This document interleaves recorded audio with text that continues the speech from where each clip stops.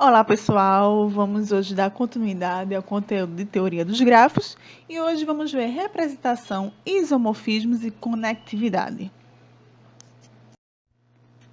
Apesar da representação de grafos através de diagramas de pontos ligados por linhas ser bem interessante para modelarmos os problemas, essa representação às vezes é inadequada se desejamos armazenar grandes grafos em um computador.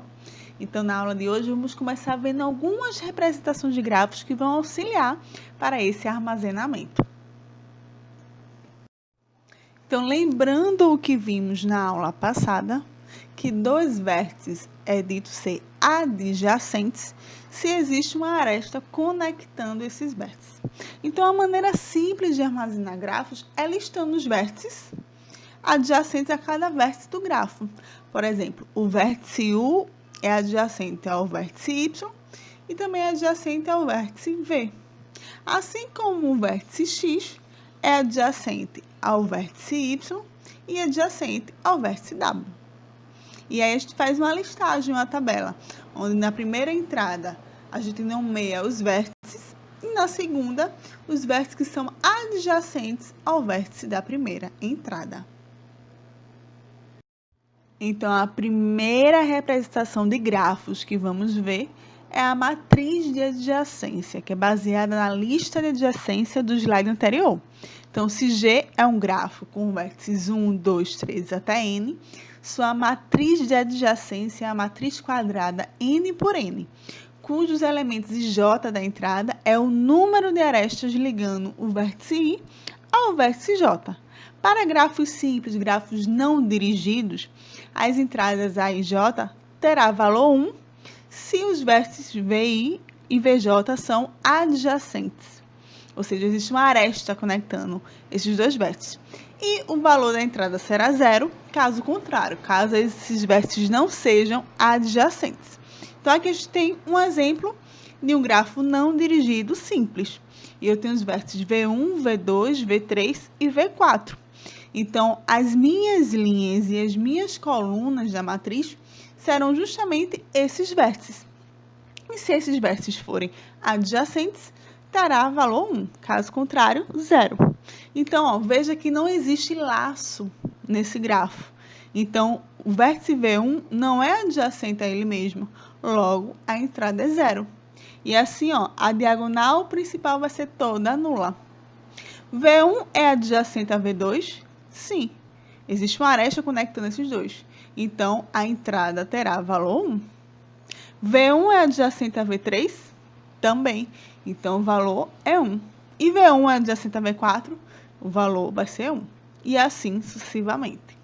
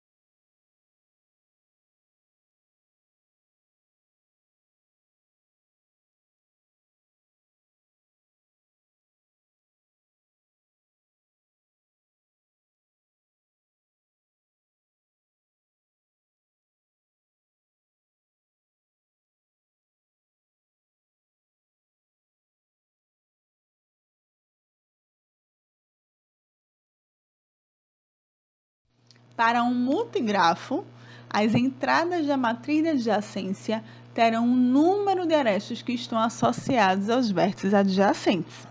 Por exemplo, neste multigrafo aqui, nós temos 4 vértices, então sua matriz de adjacência será uma matriz 4 por 4. Porém, essa matriz de adjacência para multigrafos não é uma matriz de zeros e uns, como a gente viu para o caso de um grafo simples. Nesse caso, aqui a gente terá os números de arestas associados a esses vértices. Por exemplo, o vértice A é adjacente ao vértice B, porém adjacente por 2 arestas paralelas. Então, aqui, na entrada do vértice A adjacente ao vértice B, teremos o valor 2. Assim como do vértice A para o vértice C, existem 2 arestas conectando-os. Então, aqui, a entrada, o valor será também 2. Porém, para o vértice A é adjacente ao vértice D, mas só por uma aresta. Então, o valor de entrada aqui de vértice A para o vértice D terá valor 1.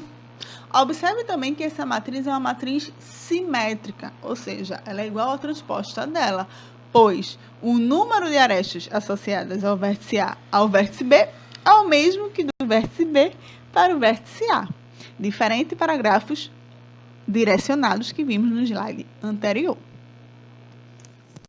Para a matriz de adjacência dos pseudografos, é semelhante ao multigrafo com relação às entradas, não será uma matriz de zeros e uns.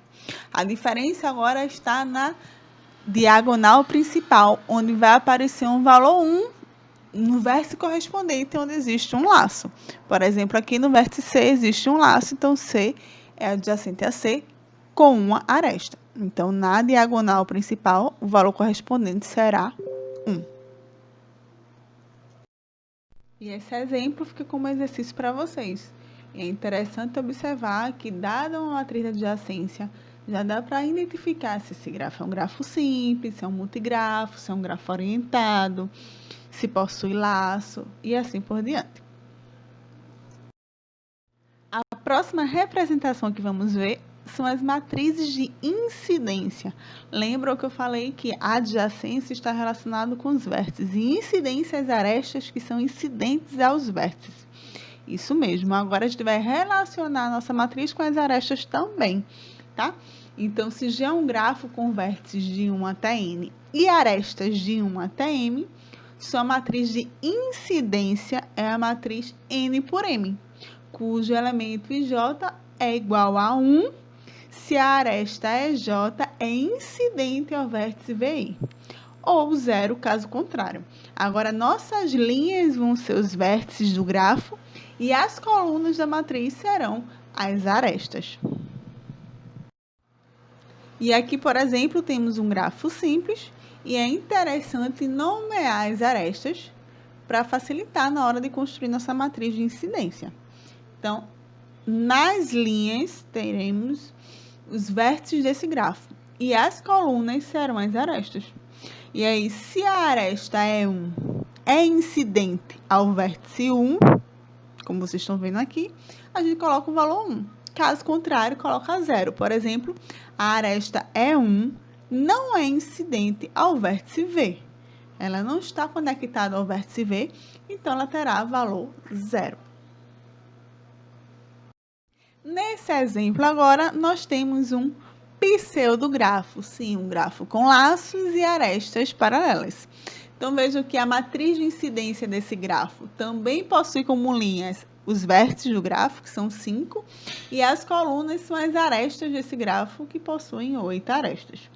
Um ponto importante para a matriz de incidência de um pseudografo é que as arestas múltiplas são representadas usando colunas com entradas idênticas. Como assim? Bom, veja a aresta E2 é uma aresta múltipla com relação à aresta E3, tá?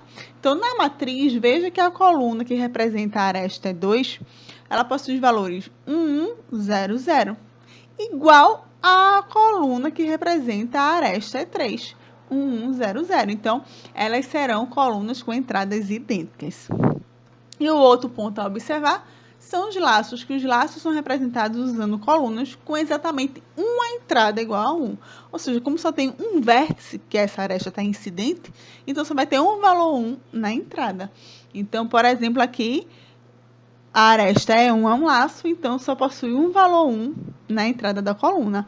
Assim como a aresta é 8, que também é um laço, só possui uma entrada, porque é apenas um vértice que está incidente a essa aresta. Agora vamos dar início ao conteúdo de isomorfismo de grafos. A definição de isomorfismo, numa visão geral na matemática, está relacionado com uma função bijetora. O que é uma função bijetora? É uma função que ela é sobrejetora e injetora ao mesmo tempo, certo? Porém, agora vamos nos limitar ao isomorfismo de grafos, certo? Então, observe aqui que eu tenho dois grafos. Eu digo que esses dois grafos simples, G1 e G2, são isomorfos se existe uma correspondência 1 a 1 entre os vértices. Ou seja, se existe uma função bijetora entre esses vértices dos grafos, com a propriedade de que A e B são adjacentes em G1, se e somente se quando aplicar a função mapeamento, f de A e f de B serão adjacentes no grafo G2, tá? Essa função f é chamada de isomorfismo. Vamos ver alguns exemplos para poder ficar mais clara essa definição para vocês. Exemplo: mostre que os grafos G e H são isomorfos.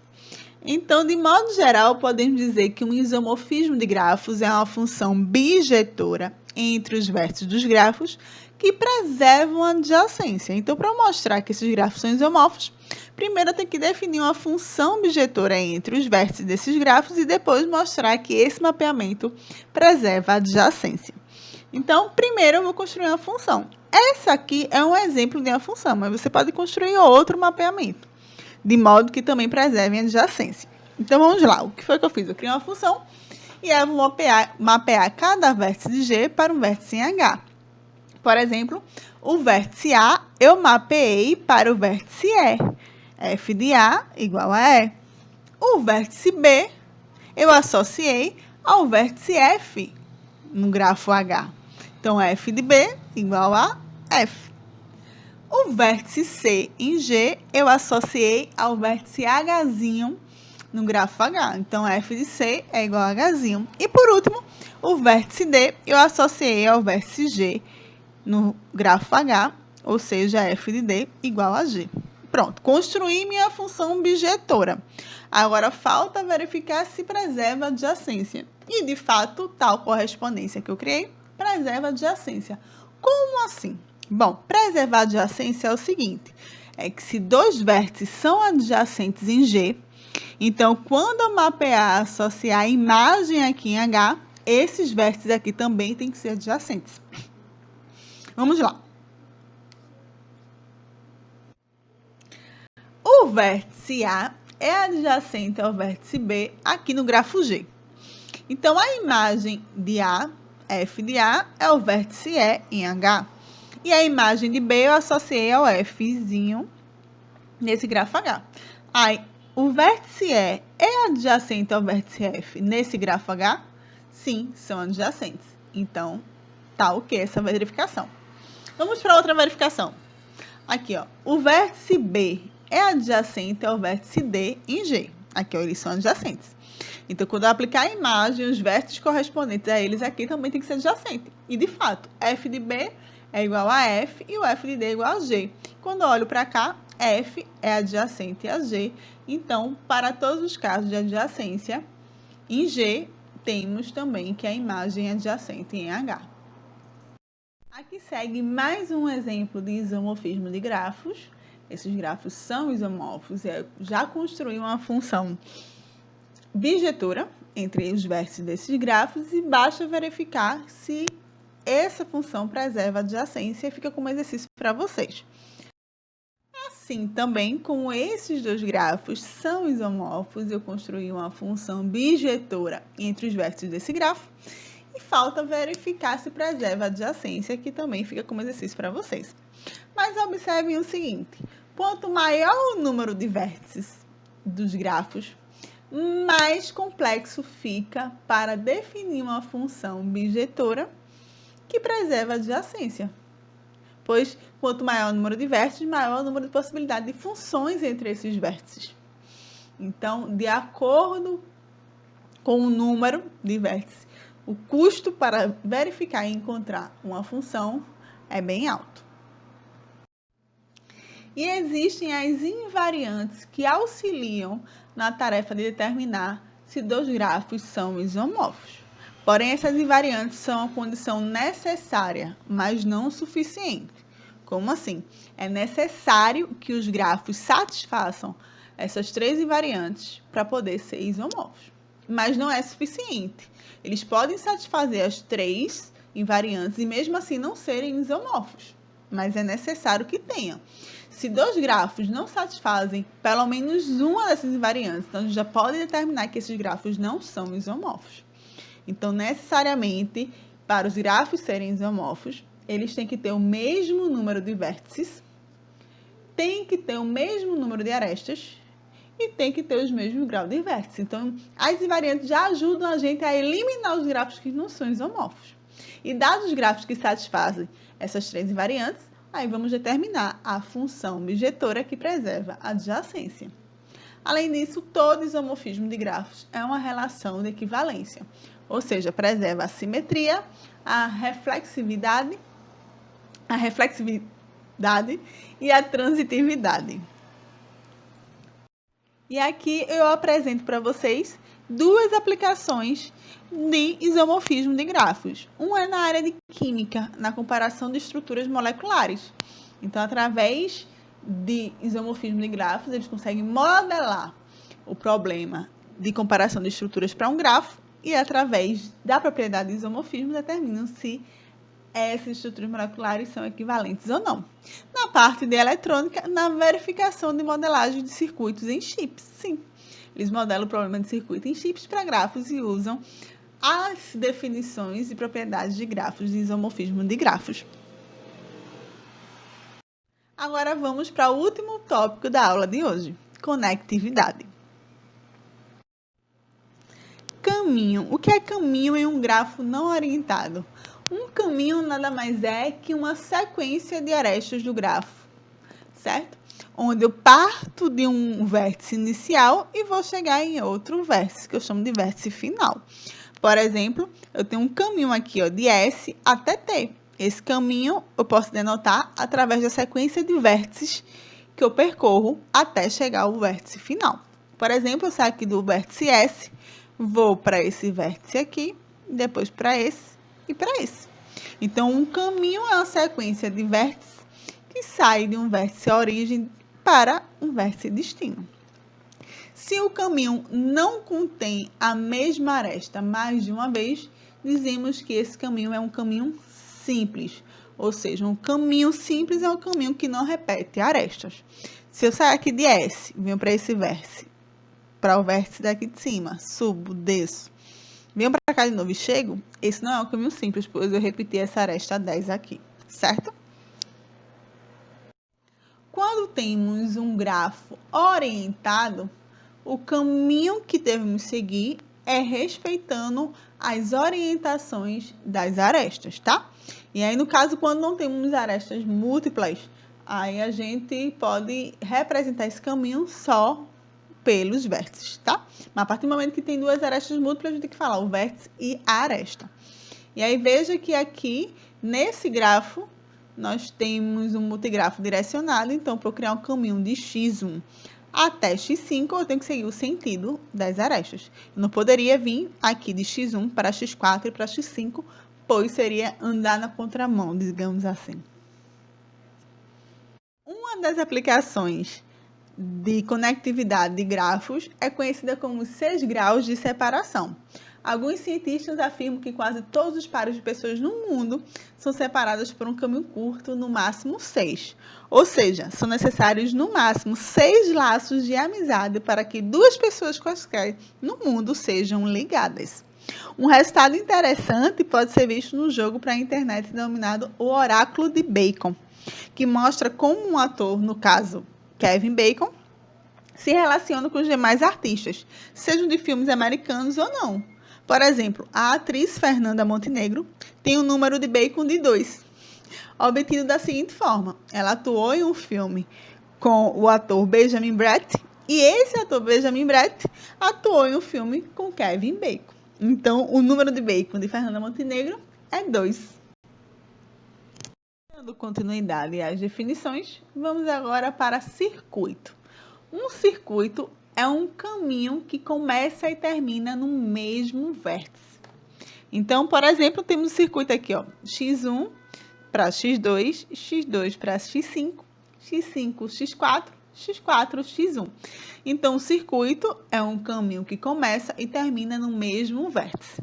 For só um caminho, começa num vértice e termina em outro. Quando for um grafo orientado, um ciclocircuito vai ser um caminho respeitando a orientação das arestas que comecem e terminem no mesmo vértice. Um exemplo é a sequência de vértices x1, vou para x2, desce para x5, x4 e x1. É um exemplo de um circuito em um grafo orientado. Da mesma forma que um caminho simples é um caminho que não contém a mesma aresta, um circuito simples é um circuito que não possui arestas repetidas. Por exemplo, circuito x1, x2, x5, x4, x1 é um circuito simples. Um contra-exemplo é x1 vai para x2, vai para x3, volta para x2, para x5, x4, x1. Então, esse circuito é um circuito, mas não é simples porque repetiu essa aresta aqui de x2 para x3. Grafo conexo. Dizemos que um grafo ele é conexo ou conectado se para qualquer par de vértice existe um caminho que conecta esses dois vértices, tá? Por exemplo, em uma rede de computadores, quaisquer dois computadores podem se comunicar se somente se o grafo da rede ele é conexo. Aqui temos um exemplo de um grafo desconexo, também chamado de grafo não conexo. Ou seja, nesse grafo não existe um caminho entre x3 para x5, por exemplo. Então, para um grafo ele ser conexo, obrigatoriamente tem que ter um caminho para qualquer par de vértice. Como aqui não existe um caminho de x2 para x6, por exemplo, então esse grafo ele é um grafo desconexo. A definição de grafo conexo para grafos orientados são divididos em dois tipos. O primeiro tipo é o grafo fortemente conectado, ou também chamado de grafo fortemente conexo, tá? Então, em um grafo orientado, ele é dito ser fortemente conexo se ele é conexo seguindo as orientações das arestas. Ou seja, para qualquer par de vértice, existe um caminho na orientação desse grafo, tá? Então, esse grafo aqui é um exemplo de um grafo fortemente conexo. Que aqui, ó, para qualquer par de vértice, existe um caminho que ligue esses vértices. E o outro tipo de grafo conexo orientado é o grafo fracamente conexo, ou fracamente conectado. É o grafo orientado em que ele só é conectado se a gente desconsiderar o sentido das arestas. Como assim? Observem que esse grafo, ele não é um grafo fortemente conexo, pois não existe um caminho do vértice x1 para o vértice x7. Ó. Se eu seguir as orientações das arestas, você vem aqui, ó, x1 para x2 para x5, eu não consigo ir para x7, nem vindo para o x6, nem vindo para o x4. Então, esse grafo orientado não é fortemente conexo. Agora, uma vez que eu desconsiderar o sentido das setas, o sentido das arestas, esse grafo é um grafo conexo, né? Então, se eu passar aqui na contramão, por exemplo, então esse grafo existe um caminho de x1 para x7. Então, uma vez que um grafo orientado ele é conexo, se desconsiderarmos o sentido das arestas, a gente diz que esse grafo ele é fracamente conexo ou fracamente conectado. Certo? Então, por hoje é só. Bons estudos e qualquer dúvida, só mandar mensagem.